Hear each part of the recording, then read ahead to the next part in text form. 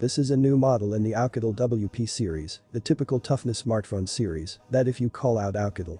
However, although we don't hear much about it these days, there is also the Oukitel K series, which is a product with a large capacity battery, and this new model Oukitel WP15 may be appropriately considered as WP15 plus K15.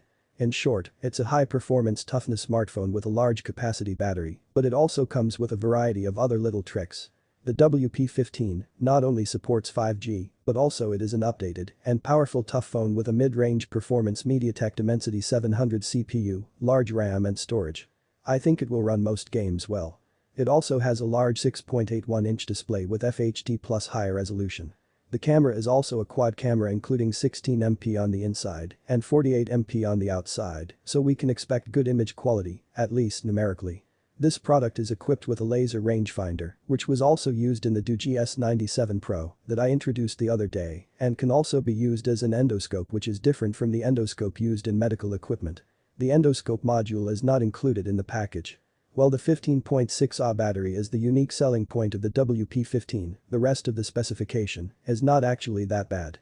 Most notably, it uses a 5G-capable MediaTek Dimensity 700, which is paired with 8GB of RAM and 128GB EMP storage. Wireless connectivity includes NFC, Bluetooth 5.0 and Wi-Fi 5.